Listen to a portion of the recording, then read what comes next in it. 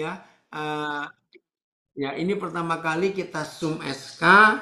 Wow, apa itu yang mimpin pujian pemusiknya keren, lengkap sekali. Ya, puji Tuhan. Sejak kapan itu persiapannya?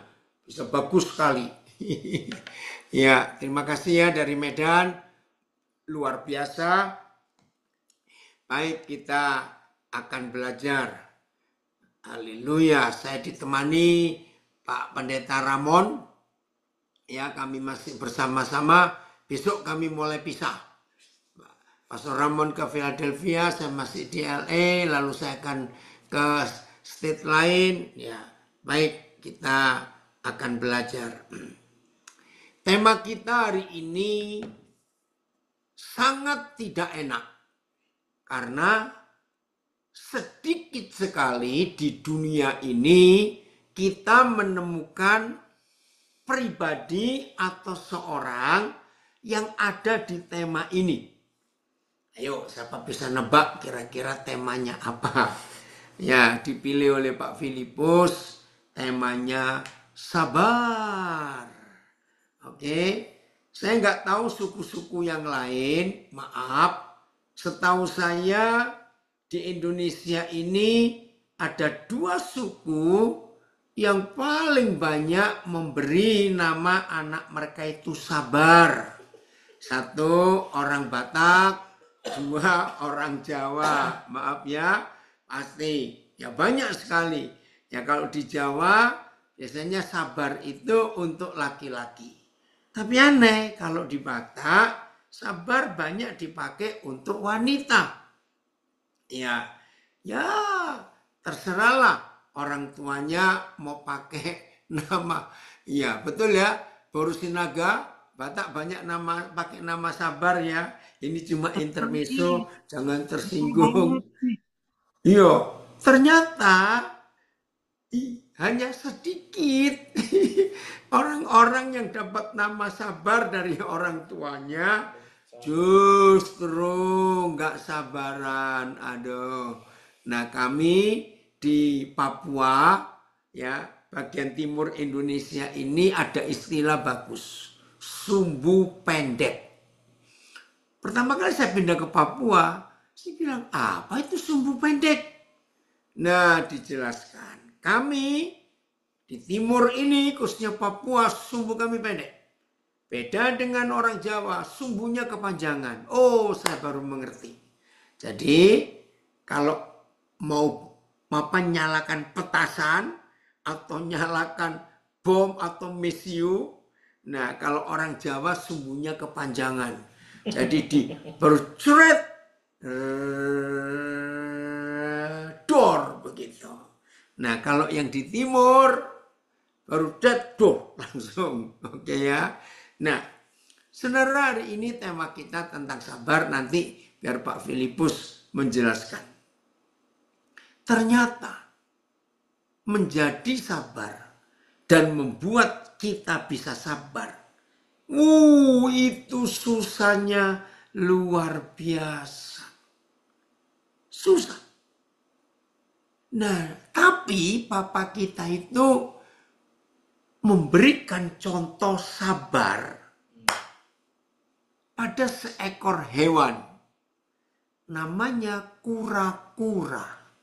Pernah lihat kura-kura? Aduh, rasanya kalau ketemu mereka, saya ini gemes sekali.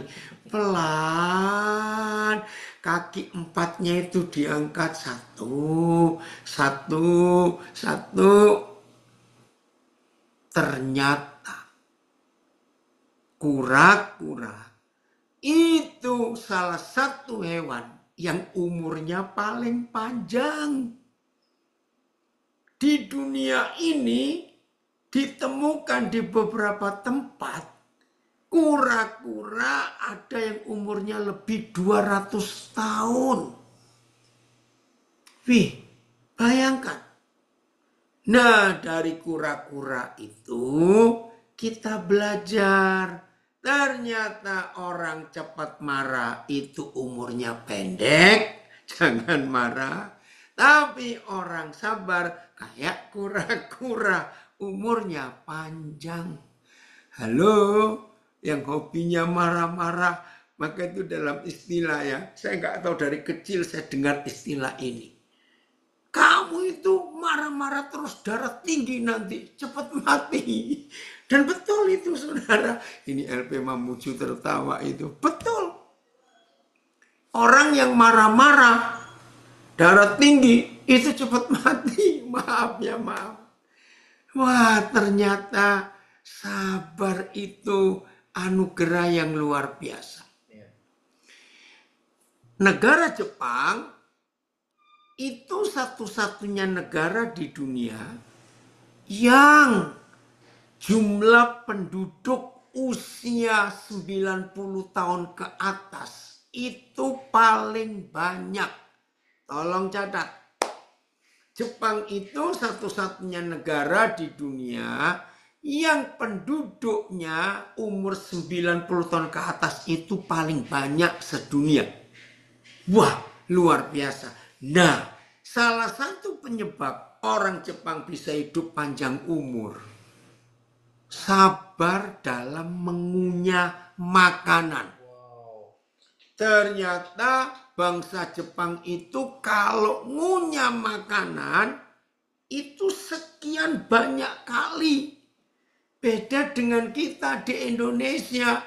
Ya, apalagi kalau kerjanya kerja apa istilahnya? Kerja kasar gitu. Jam makan sudah nggak pakai kunyah, ditelan semuanya, maaf.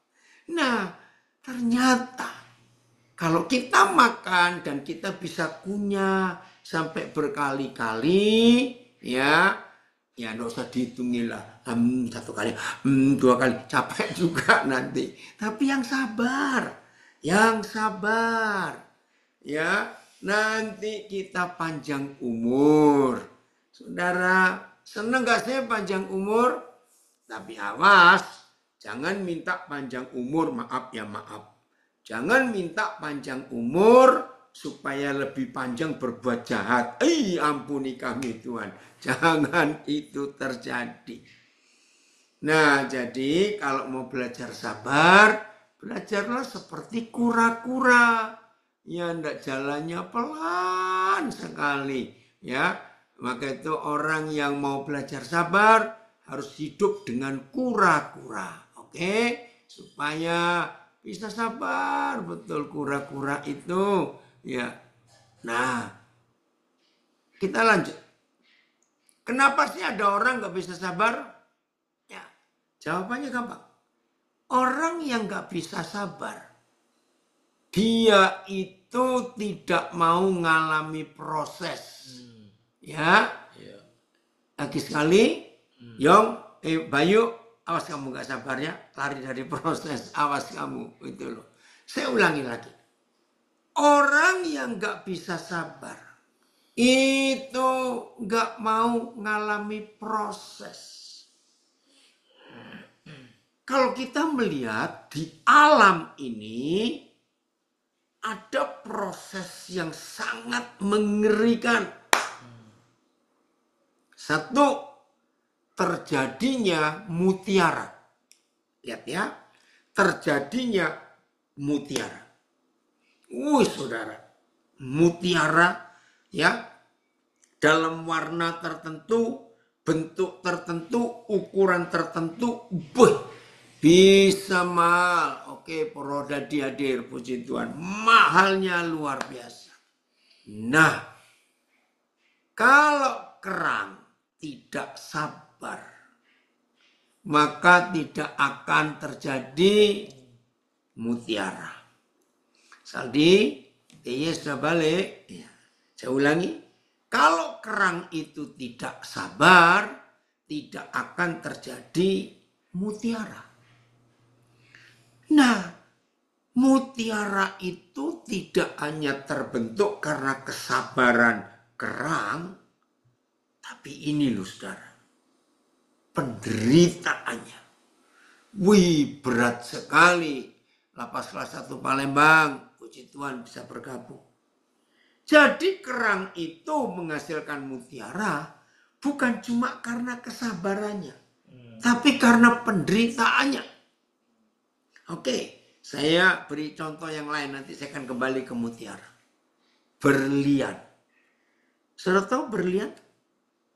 Tidak ada pabrik bisa membuat berlian asli. Negara Tiongkok sudah berhasil menciptakan berlian buatan pabrik yang bedanya cuma sedikit, jadi sudah 90 sekian persen. Oh, ini ada komen dari seorang pembawa berita yang salah satu terkenal di Indonesia, David Silawi. Studi Harvard Medical School, ya. Jadi ada universitas yang terkenal di dunia, salah satu namanya Harvard, dan Journal of the American College of Cardiology, yaitu ringkasan jurnal kelompok ahli-ahli jantung, mengatakan bahwa ledakan amarah dapat memicu lonjakan tekanan darah, meningkatkan penyempitan pembuluh darah, serangan jantung, dan stroke. Terima kasih nak untuk kirim ini. Wah, luar biasa. Ada suara orang lain. Nggak tahu nak. Bapak ya mungkin dari tempat lain ya. Ya Bapak di rumah orang.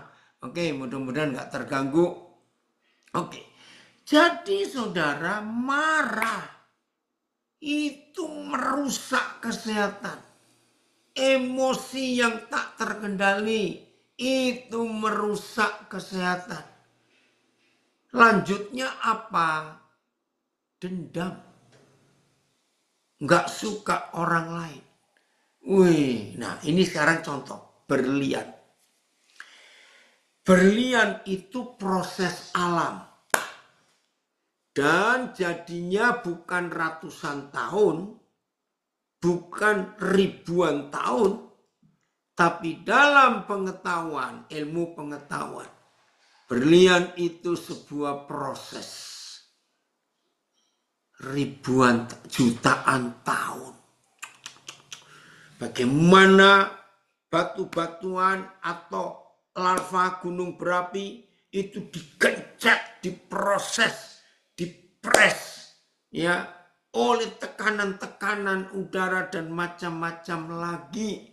Wih, hasilnya itu luar biasa. Maka itu dalam kesabaran kita menemukan kata ketekunan. Nah, dalam bahasa Jawa getu artinya konsisten. Konsisten. Ini luar biasa, saudara. Nah, maka itu ayo kita belajar. Harus bisa mengendalikan diri. Ya, dari 9 buah Roh Kudus. Maka buah yang terakhir boleh dilihat di Galatia 5 ayat 23. Buah yang ke-9 dari Roh Kudus itu keren. Penguasaan diri. Nah, itu harus kita jaga betul-betul. Harus kita jaga. Dalam penguasaan diri. Puji Tuhan. Dari Serpong gabung. Dari Washington DC gabung. Ya, itu Pak Filipus menayangkan ayatnya. Ya, Galatia 5 ayat 23. Kelemah lembutan. Penguasaan diri. TL-nya tahan nafsu. BIS-nya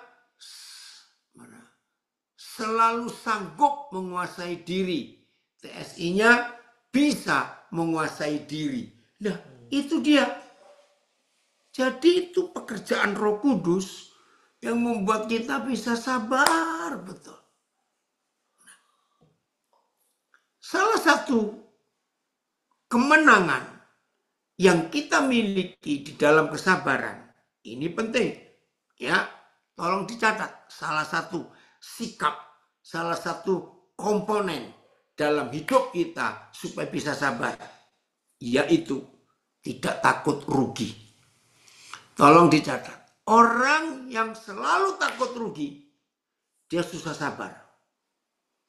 Ya, renungkan kalimat ini. Orang yang takut rugi, dia susah sabar. Karena maunya cepat-cepat.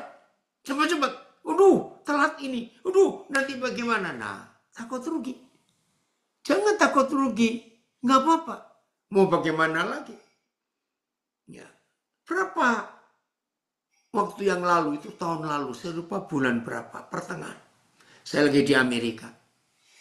Saudara, ternyata seluruh dunia terganggu gara-gara ada sistem internet yang jatuh atau down. Nah, itu mempengaruhi 80% penerbangan di Amerika kacau. Waktu itu saya di San Francisco, saudara. Nggak bisa kemana-mana. Sebab nunggu kepastian. Ya, saya cuma cerita. Itu yang saudara saya itu mau jemput balik. Jangan, ini karena nggak ada kepastian. Kalau aku balik ke rumahmu, tahu ada berita bisa berangkat, terus bagaimana? Dia sempat khawatir. Saudara tahu, 18 jam saya di bandara. Yang harusnya saya itu berangkat jam 12 siang sampai besok pagi. Serba salah. Meninggalkan antrian salah, sampai diantara kami itu lucu. Antar penumpang. Jadi maaf ya, yang mau ke WC, akhirnya kami saling tertawa dalam barisan itu. Gantian ya, lucu juga. Habis 18 jam. Kalau ada orang lain bisa saling bantu. Lah saya sendiri waktu itu. Nah, ya sudah mau nggak mau. Mau nyalakan siapa? Maaf, dalam kondisi seperti itu. Orang punya uang pun nggak bisa apa-apa. Karena lagi kacau sistem. Itu seluruh dunia. Nah, untung Indonesia nggak terlalu bergantung. Ya masih lumayan. Nggak terlalu padat juga. Amerika yang paling kacau waktu itu. Saya lupa bulan berapa itu ya. Nah, ada tambahan lagi. Pak, kalau orang yang takut untuk mencoba sesuatu, itu bagian mana, Pak? Sama, takut rugi. Ya. Orang yang takut mencoba sesuatu, itu rugi besar. Ruginya double-double. Kalau saya beda. Ada yang baru, saya ingin coba. Ada yang baru, saya ingin coba. Karena saya ingin tahu. Nah, kalau tahu nggak berhasil, nggak apa-apa. Saya dapat keuntungan. Untungnya apa? Sudah nyoba. Walaupun nggak berhasil, nggak apa-apa. Itu satu pelajaran. Saya nggak tahu siapa ini ya. Itu loh. Jadi saudara, belajar sabar. Ya, itu dari Ngunut Tulungagung. Papa Daniel paling sabar saat pesawat delay. Iya. Ya sudah, mau diapain lagi? Pernah saya harus mimpin kebaktian penghiburan. Ada sahabat saya meninggal. Aduh, pesawat dari Makassar ke Denpasar delay 7 jam. Mau ganti yang lain tidak ada. Tapi karena keluarga nunggu, jadi saudara, saya nyampe hampir jam 12 malam.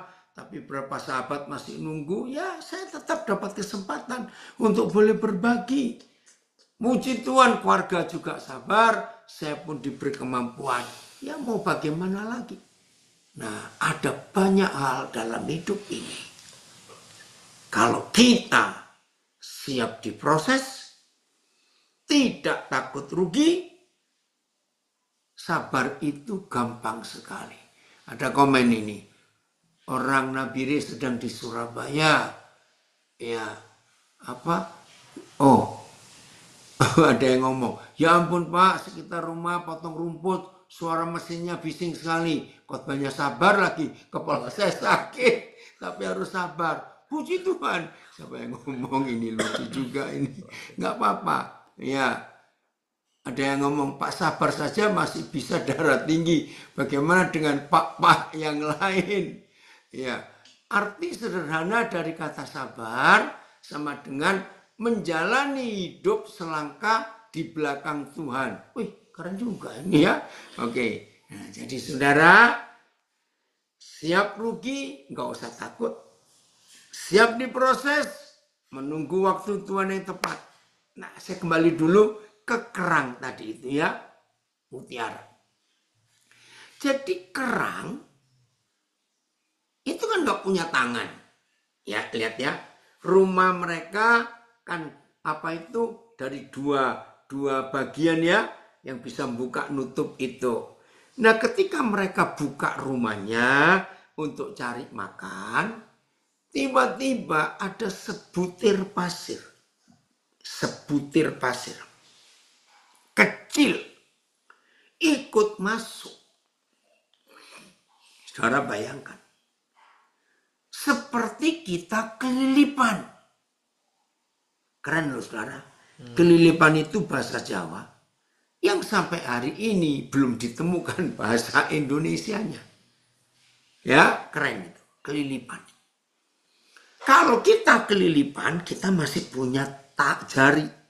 Ya, kita bisa tarik-tarik kelopak mata kita. Kita bisa pakai air tertentu untuk bersihkan. Lah kalau kerang kelilipan, bagaimana? Minta tolong siapa untuk mengeluarkan pasirnya itu? Nah, satu-satunya cara, maaf ya saya pakai peragaan ini, daging mereka, kerang itu coba mengeluarkan pasir itu dengan cara menggosok, ya, mendorong-dorong pasir itu. Nah, ketika pasir itu nggak keluar-keluar, maka pasir itu mengerosi, ya, lapisan dalam kulit kerang yang di dalam. Nah, waktu erosi itu ya menggumpal, jadi dari pasir kecil digosok terus dengan badannya, lalu nempel yang lapisan dalam. Makin hari berarti makin besar, ya, karena digosok terus makin besar, makin besar, makin besar. Saudara bisa bayangkan, kita kelilipan, bukan kelilipan pasir. Kita ini kalau kelilipan debu. Woi, kalau kelilipan pasir rusak. Bola mata kita kegosok pasir begitu. Debu. Bayangkan, kita kemasukan debu di dalam mata kita. Gak enaknya. Tersiksa. Bayangkan kerang itu. Sabar dalam penderitaan. Dan mutiaranya gak bisa dia dorong keluar.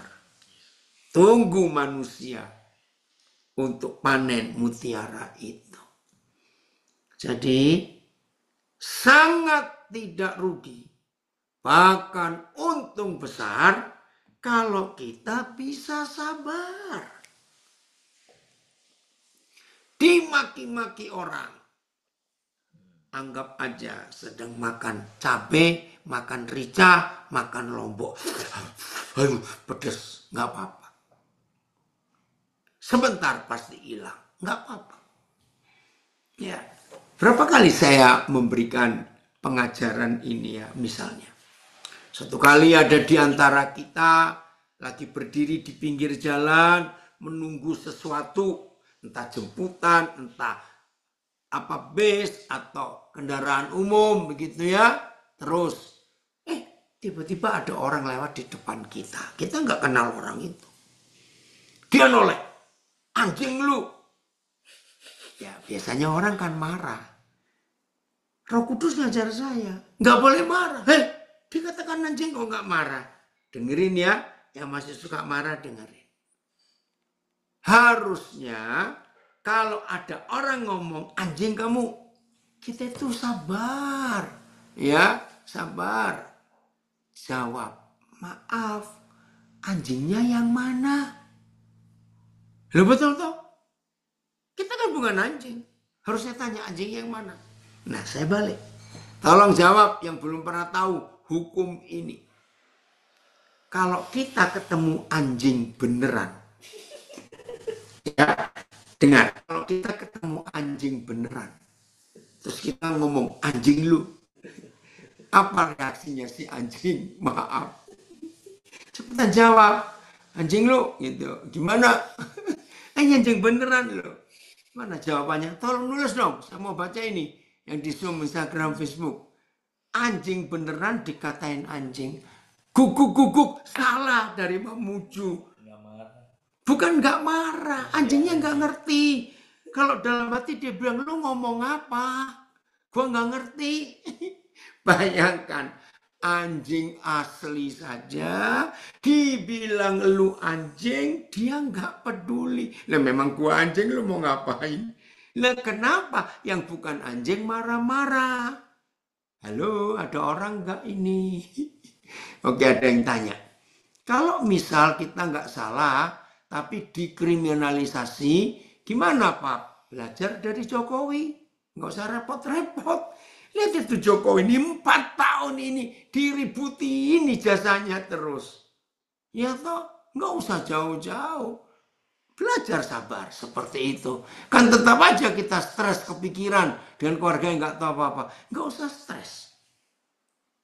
Kalau kita tidak melakukan seperti yang mereka tuduhkan, santai, cuek. Nanti waktu akan membuktikan. Tapi kalau yang mereka tuduhkan itu benar, kita harus berubah, bertobat. Jadi nggak apa-apa. Ya dikriminalisasi nggak apa-apa.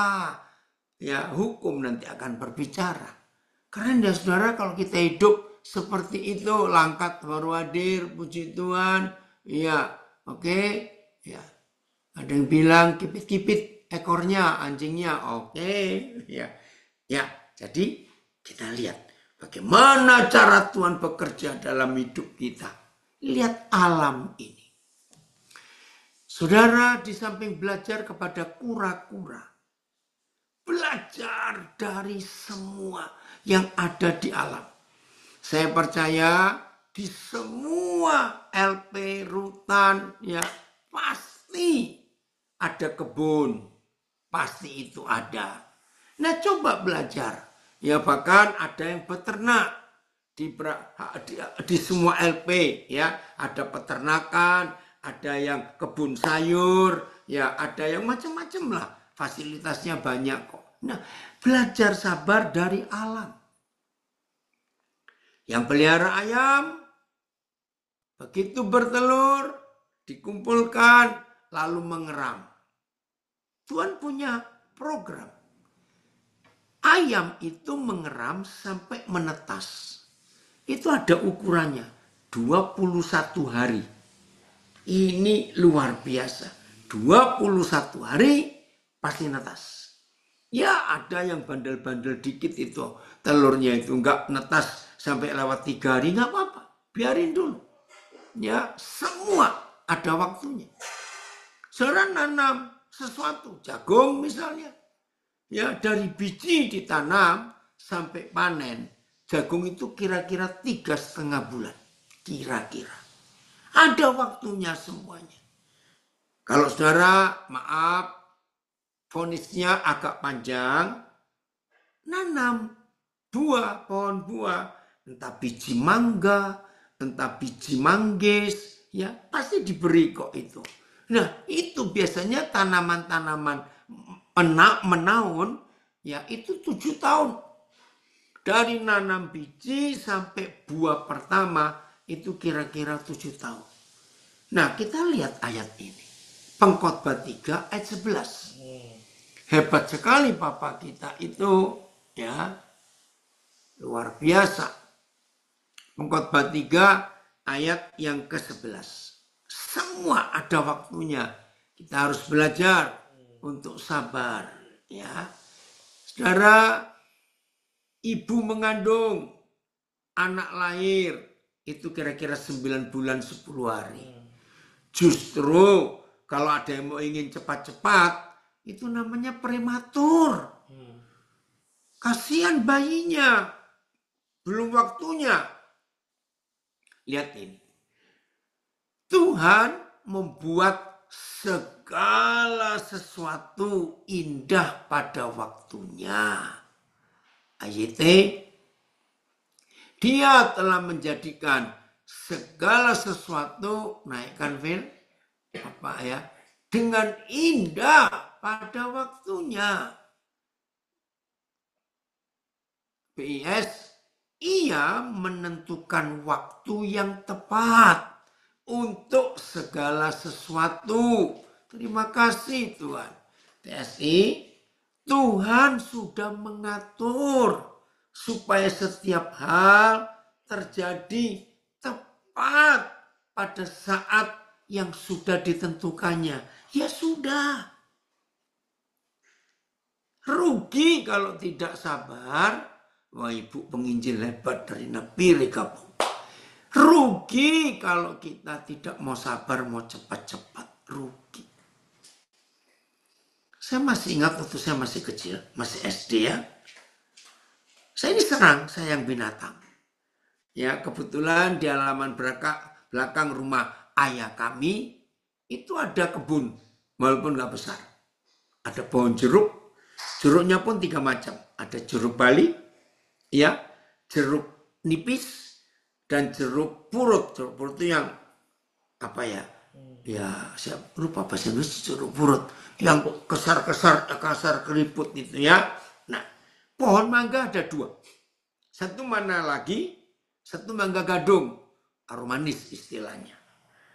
Nah, di antara pohon-pohon itu, ya, itu Lapas Banyuwangi tanya temanya tentang sabar. Nah, di antara pohon-pohon itu, ternyata di pohon jeruk, itu paling banyak kepompong. Ya, tahu kepompong ya? Nah, saya suka perhatikan mereka. Satu kali, saudara, kesabaran, ya betul, satu kali. Saya lihat ada kepompong yang dari kemarin sampai hari ini, jadi hari kedua. Itu goyang terus tapi tidak pecah kulitnya. Nah, karena saya perhatikan, rata-rata kepompong itu kalau sudah goyang, itu nggak berhari-hari. Karena cuma berapa jam. Saya paling suka kalau ngelihat itu. Sayang zaman itu belum ada HP. Itu berapa puluh tahun yang lalu. Waduh, cantik-cantik saudara. Kalau kepompongnya sudah pecah, lalu jadi kupu-kupu. Aduh, luar biasa. Nah, kepompong ini yang 2 hari kok masih goyang terus. Nah, saya kasihan. Saya ambil silet. Ya, silet ya. Saya coba silet kecil saja di bagian punggungnya. Yang saya biasa tahu, dia lepasnya dari situ. Ternyata maksud baik saya mencelakai kupu-kupu itu dan mencelakainya fatal. Saya sedih sekali. Apa yang terjadi? Salah satu sayapnya itu ikut terpotong. Waktu silet itu masuk. Padahal saya sudah hati-hati sekali. Nggak bisa. Waduh, saya merasa bersalah. Ternyata alam ini punya cara sendiri untuk menyelamatkan dirinya. Itu luar biasa. Lihat, hampir semua hewan, mereka melahirkan sendiri. Hampir tidak ada hewan yang melahirkan itu ditolong. Hampir tidak ada. Saudara lihat bagaimana proses mereka melahirkan. Maka itu saya beritahu. Kalau ada di antara kita, ya anak-anak warga binaan dimanapun berada, yang sulit sabar. Oh ya tadi saya lihat dari Y ya. Y. Ya saya senang. Agus kamu ada. Belajarlah sabar. Dari semua aktivitas yang ada di dalam LP. Entah itu ternak, ya ternak kambing misalnya atau ayam, ya. Terus ada kebun, ya bunga atau sayur atau apa. Belajar untuk sabar melihat mereka. Nah, itu yang Tuhan ingin dalam hidup kita untuk belajar sabar. Ternyata segala sesuatu yang ada di dunia ini dan kita mau menikmati keindahannya hanya dengan satu cara, sabar. Jangan memaksa, jangan. Ya, kalau sampai memaksa hasilnya mengerikan. Maaf. Ingat kasus Sarah, istrinya Abraham? Suatu hari dia punya usul. Usulnya bagus, maksudnya bagus. Ya, tapi di sini kita lihat salahnya Abraham juga. Sarah masih ingat janji Tuhan bahwa dia yang akan melahirkan. Dia masih ingat. Tapi dia nggak sabar. Karena dia melihat dia mulai kering. Saya pakai istilah keringnya. Nggak mungkin bisa punya anak lagi. Dan Abraham suaminya, menurut Roma pasal yang keempat, suaminya pun sudah mulai impoten. Sudah nggak ada kekuatan sebagai laki-laki. Nah, ketika Sarah melihat fakta dengan matanya, dia punya ide. Mumpung suamiku belum 100% habis. Dia nyarankan, Pak, mungkin Tuhan lupa. Aku sudah kering. Ini kalau saya pakai bahasa manusia. Dan kamu tinggal sedikit lagi. Akan kering juga kayak aku. Maaf. Terus Abraham tanya. Itu ada Hagar, pembantu kita. Aduh, maaf ini ya. Begonya Abraham juga kok mau gitu loh. Maka itu para istri. Aduh, hati-hati. Ya, hati-hati. Di dalam banyak kasus-kasus korupsi, maaf ya, di dalam banyak kasus-kasus korupsi, ternyata salah satu penyebab,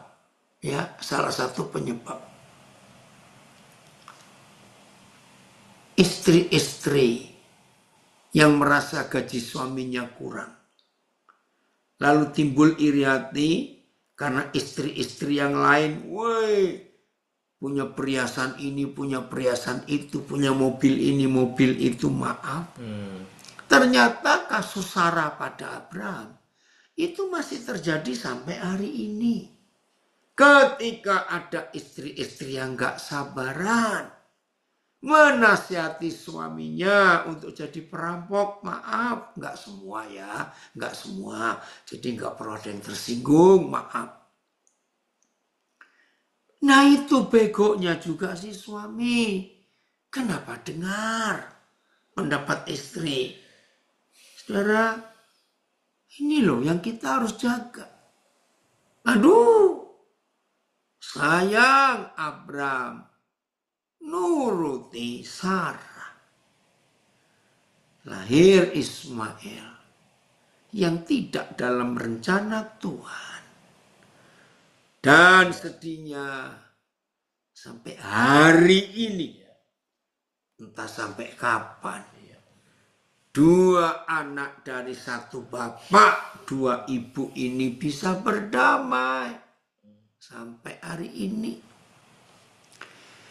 Maka itu hasil ketidaksabaran itu mengerikan, saudara. Serius. Jadi lebih baik kita sabar nantikan Tuhan. Hasilnya akan luar biasa. Yesaya pasal 40. 2 ayat yang terakhir. Mudah-mudahan saya nggak salah. Yesaya pasal 40. 2 ayat yang terakhir.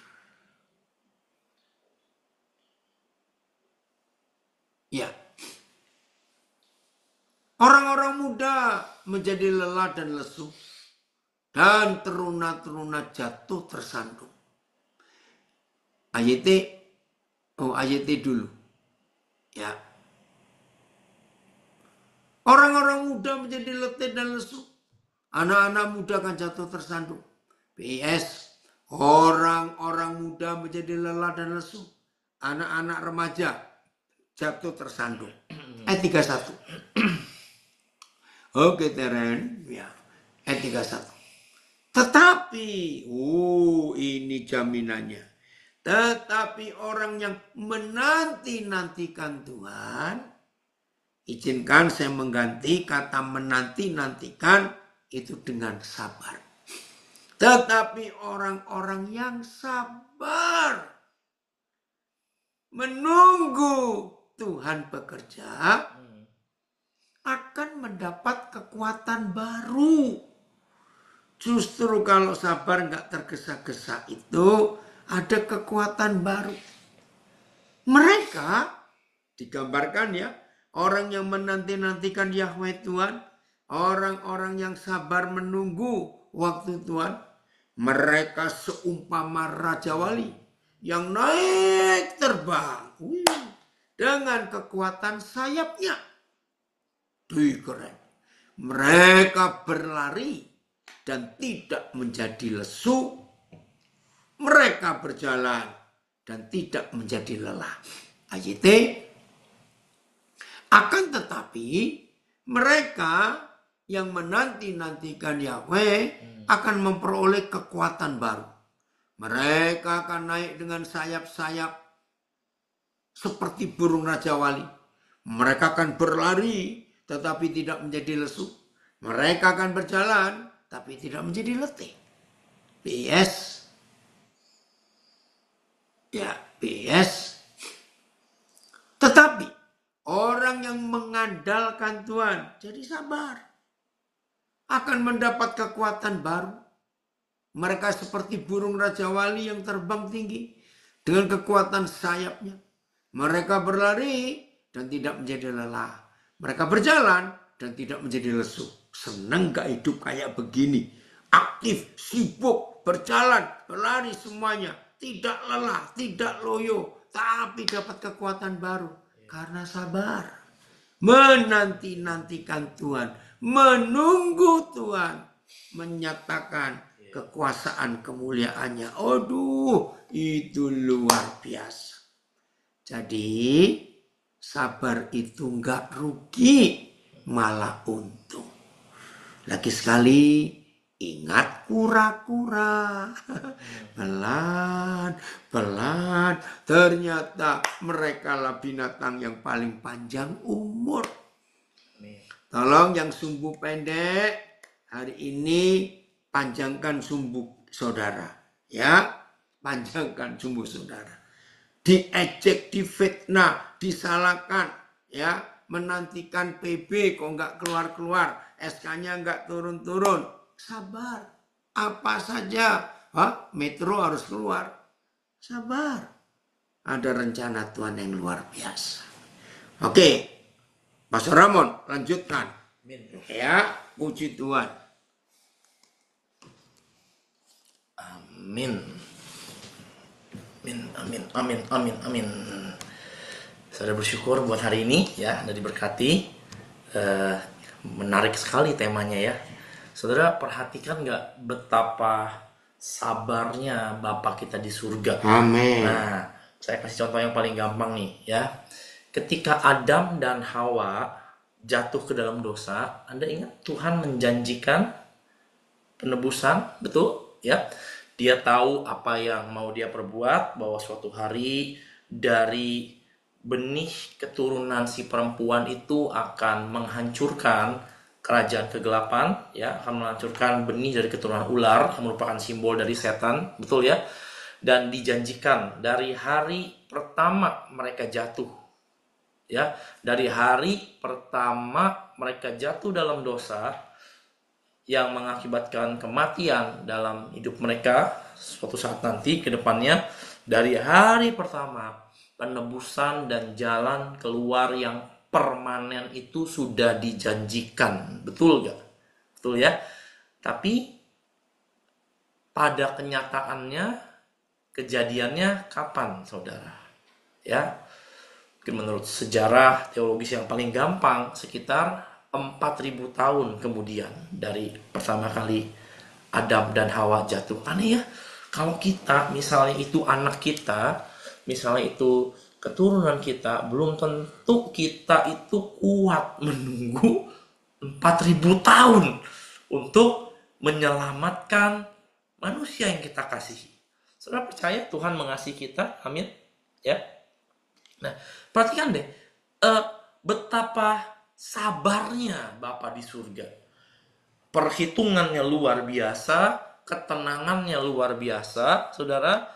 Damai sejahteranya sempurna karena dia tahu apa yang dia perbuat, dia tahu apa yang dia sedang kerjakan, dan dia nggak mungkin salah, betul ya.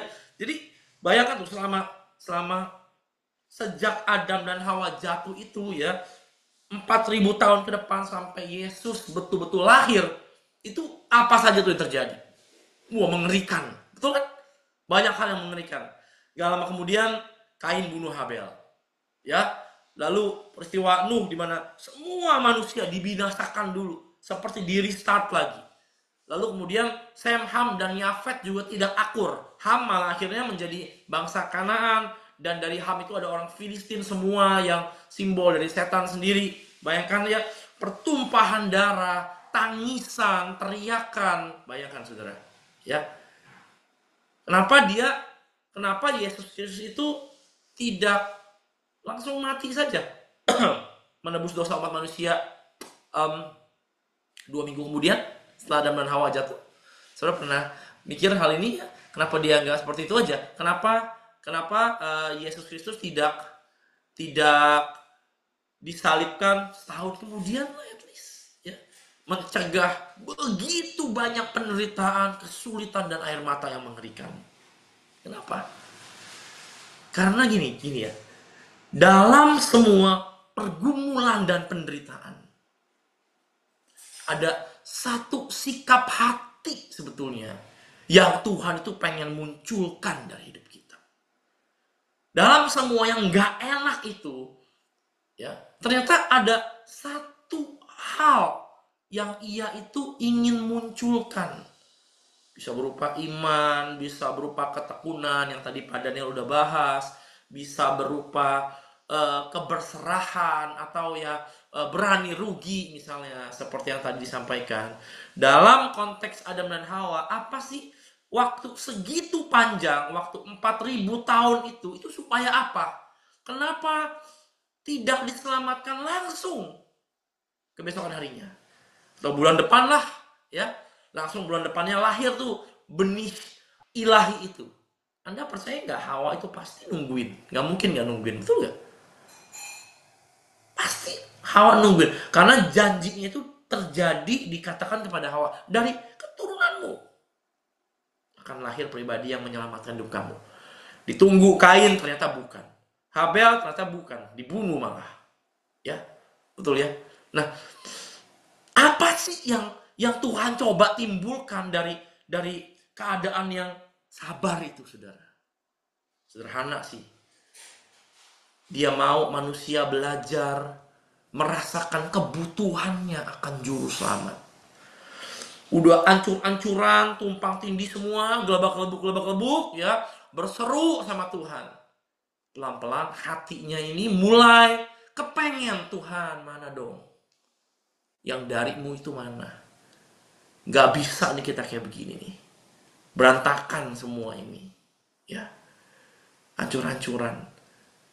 Kalau Yesus datang 2 minggu kemudian, ya kurang seru ya ceritanya ya. Anda gak akan baca story tentang Abraham yang menantikan tanah air yang sejati. Anda gak akan berasa cerita tentang Daud yang menubuatkan tentang Mesias yang akan datang.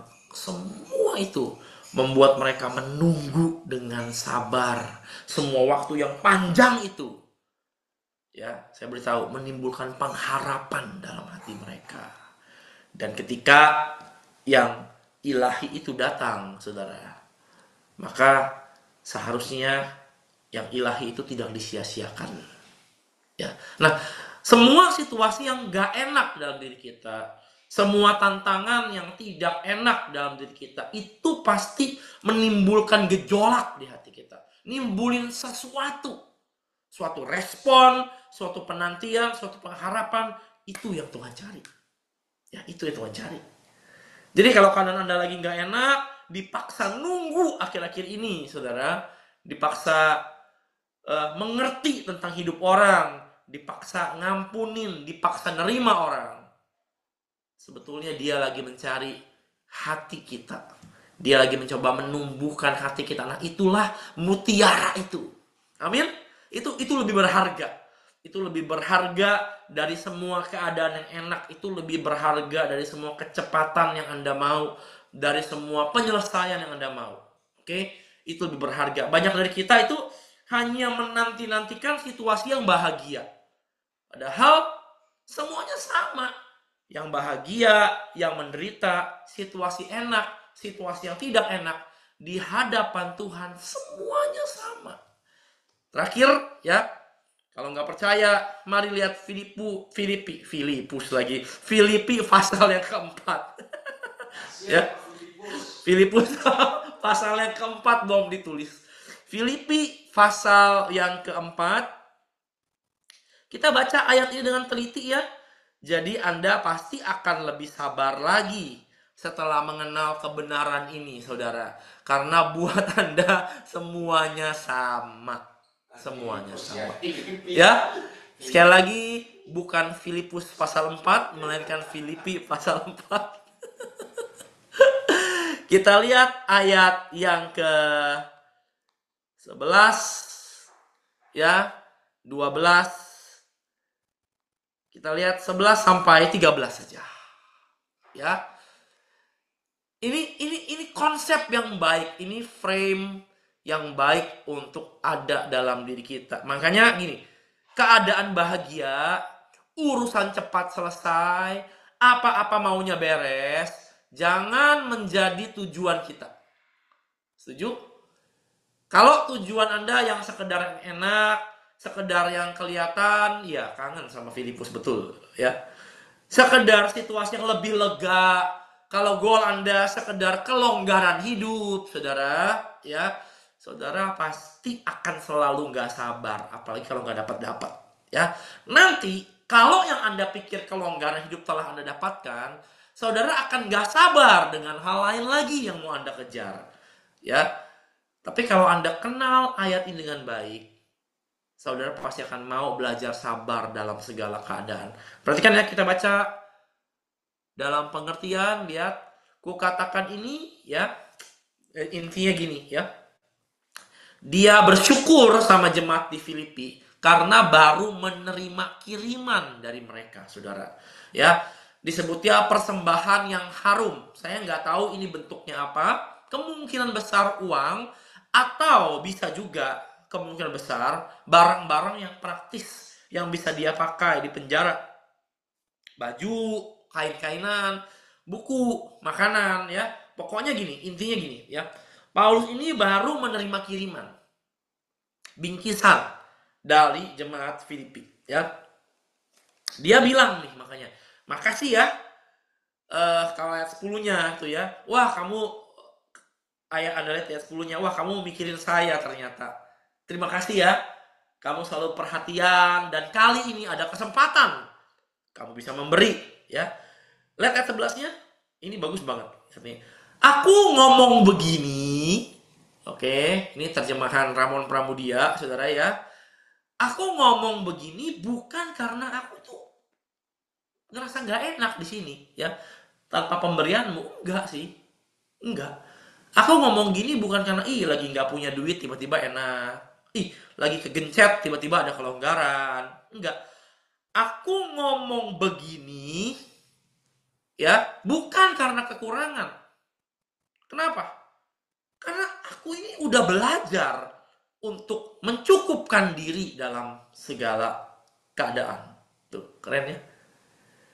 Coba deh, kalau kita bisa ngatur perasaan kita ini untuk bisa satisfy, bisa puas dalam segala keadaan, wah, Anda kesabarannya akan melonjak langsung. Betul? Ya. Gak sabar itu apa sih? Ya karena gak puas kan sebenarnya. Gak cukup dalam beberapa hal gitu loh. Gak cukup dalam kasih sayang, Anda gak sabar. Gak cukup dalam keuangan, Anda gak sabar untuk cepat-cepat bekerja dan mencoba menjadi lebih kaya lagi gitu. Betul ya? Nah, kalau kita belajar cukup dalam segala keadaan, ya udah, sabar, bisa sabar. Nah, kenapa dia bisa seperti itu? 2 ayat lagi dan kita selesai. Nih, perhatiin deh. Aku tahu apa itu kekurangan. Ya. Jadi sebelumnya dia bilang, saya udah belajar mencukupkan diri dalam segala keadaan. Saya tahu apa itu kekurangan. Tuh. Saya tahu rasanya ketika hidup ini seperti tergencet dan gak enak. Bener gak? Ya. Mepetnya kayak apa? Kebutuhan kayak apa? Saudara. Dihina orang kayak apa? Kepengen dihargai itu, kurang dihargai itu kayak apa rasanya saya ngerti. Kurang dicintai kayak apa saya ngerti. Kurang duit kayak apa saya ngerti. Pokoknya kekurangan saya tahu lah rasanya. Tapi sebaliknya, kelimpahan pun saya tahu. Ya, jadi Paulus ini duit dikit pernah, duit gak punya. Duit banyak juga pernah, saudara. Dihina pernah, disanjung pernah. Dibenciin pernah, dipukulin pernah, diberi makan pun pernah. Ya, tidak dihargai pernah, dihargai pun pernah. Kurang perasaan pernah, kelimpahan perasaan sayang pun pernah. Dia ngerti dan dia pernah alami semuanya. Aku ngerti hidup kegencet kayak apa. Tapi aku pun ngerti hidup longgar kayak apa. Tuh, ya. Orang dengan banyak perasaan, udah nyicipin segala macam jenis emosi dalam hidupnya. Oke? Lihat ini, dalam segala hal, lihat tuh. Dalam segala perkara, ya, tidak ada sesuatu yang merupakan rahasia bagiku. Semua aku pernah cicipin rasanya kayak apa. Ya, baik kenyang pernah, oke, di mana ia berlimpah akan segala sesuatunya, di mana semuanya gampang buat dia. Kenyang itu kan udah setengah berlebih ya. Tapi lapar pun pernah. Aku menderita ya pernah. Kekurangan ya pernah. Udah nyicipin semua perasaan saudara dalam hidupnya. Udah ngalamin semua. Ya. Betul ya. Baik dalam hal kelimpahan. Di mana hidup ini begitu longgar. Aku pernah ngalamin. Tapi ketika hidup ini begitu sempit pun dan kurang. Aku juga pernah ngalamin. Nah, ini kunci yang paling ajaib yang seringkali orang miss. Lihat ini, saudara. Segala perkara dapat kutanggung di dalam Dia yang memberi kekuatan kepadaku. Nyambung ya sama ayat yang tadi Pak Daniel sampaikan ya. Betul ya? Diberi kekuatan karena nunggu, berani nunggu, menanti-nantikan Tuhan nih. Segala perkara, semua hal dapat kutanggung di dalam Dia yang memberikan kekuatan kepadaku. Saya mau tanya, artinya segala perkara itu apa? Ayo, ada yang bisa jawab dengan cepat. Yang dapat dia tanggung itu apa? Segala perkara. Segala perkara. Artinya apa? Segala perkara. Berarti gini. Dalam kekurangan juga dalam apa? Kelimpahan, betul? Betul? Ya. Harusnya kan ayat 13 bunyinya begini buat kita-kita, ya. Dalam kekurangan dan kelaparan dapat kutanggung di dalam Dia yang memberi kekuatan kepadaku. Nah, buat kita biasanya itu ayat bunyinya seperti itu tanpa kita sadari. Betul ya? Dalam kesesakan dapat kutanggung. dari Dia yang memberikan kekuatan kepadaku. Ternyata enggak. Paulus berkata apa? Semua hal kekurangan aku bisa tanggung. Kelimpahan aku pun bisa tanggung. Aneh ya? Aneh kan? Ternyata saudara, dalam Tuhan, karena yang Dia incar, yang Dia mau kerjakan itu hati kita, ternyata baik dalam kebahagiaan maupun dalam kesukaran, ternyata hati ini tetap dibentuk. Ternyata ketika kita untung besar pun, ketika hidup ini lagi longgar-longgarnya, ternyata Anda pun perlu menanggung hal itu dalam kekuatan Tuhan. Benar gak? Bukan cuma ketika susah aja. Ternyata dalam hidup ini semua ada cara mainnya, saudara. Semua ada apa yang Tuhan mau. Ketika lagi banyak, Tuhan pun ngelihat hati kita. Dan seringkali orang justru jatuh di saat apa? Di saat dia lagi banyak. Betul ya? Tuh. Kalau Anda ngerti prinsip ini, bahwa dalam segala hal yang Tuhan lihat itu sebetulnya hatimu saja, saudara. Maka kita nggak akan jadi orang yang sekedar mengejar kelonggaran dalam hidup kita. Karena kita ngerti dalam kelonggaran pun, hidup itu ada perjuangan hatinya. Betul nggak? Dalam kelonggaran pun, saudara, ada ujian hati. Ujian hati ternyata bukan sekedar ketika Anda lagi susah. Tapi dalam kebahagiaan pun ada ujian hati. Ya. Mungkin saya pernah cerita, saya pernah pulang antar jemput anak saya. Saya sampai hari ini masih cukup senang antar jemput anak saya sekolah ya. Sekalipun dua-duanya bersekolah di tempat yang berbeda, tapi saya masih nikmatin untuk mengantar jemput mereka, saudara. Ya. Saya bilang sama anak saya begini, suatu hari kalau kamu udah sedewasa papa dan kenal Tuhan seperti papa, apa sih hal terbaik yang Anda bisa wariskan sebagai orang tua kepada anak-anakmu, saudara? Itu pengenalan akan Tuhan. Kalau orang tua yang ilahi bisa mewariskan pengenalan akan Tuhan kepada anak-anaknya, ajaib, ajaib, ajaib. Itu modal hidup yang paling luar biasa. Ya. Saya bilang sama anak saya, kalau one day kamu bisa kenal Tuhan seperti papa kenal Tuhan. Dengar ya Grace, kebahagiaan maupun kesukaran itu udah mirip-mirip aja rasanya. Gak ada yang terlalu euforia berlebihan. Kalau lagi senengnya gak sampai seneng banget, sampai kayak orang keranjingan pakai apa tahu, saudara. Kalau lagi ngalamin yang gak enak juga yang gak sampai putus asa bagaimana juga. Disakiti orang, dikagumi orang, semua udah mirip-mirip aja rasanya, saudara. Ya, serius.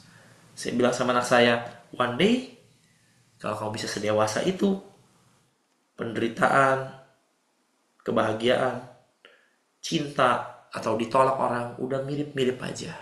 Kenapa?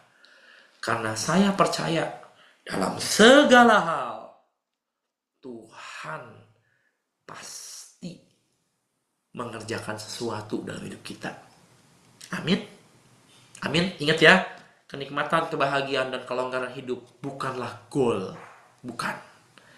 Goal kita apa? Dalam segala hal kita berkenan di mata Dia. Haleluya. Dalam segala hal lewat hidup ini kerajaannya didatangkan. Kalau goal Anda itu penderitaan ataupun kebahagiaan, udah gak ada beda. Sama aja. Dengan sendirinya, saudara pasti jadi orang yang jauh lebih sabar. Karena Anda ngerti di mata Tuhan semua sama. Amin ya. Amin. Nah, Filipus, coba tambahkan kenapa milih sabar ini temanya. Ya. Ayo, tambahkan. Ya, terima kasih Pak untuk firman-Nya, untuk Pastor Ramon juga terima kasih. Tuhan memberkati.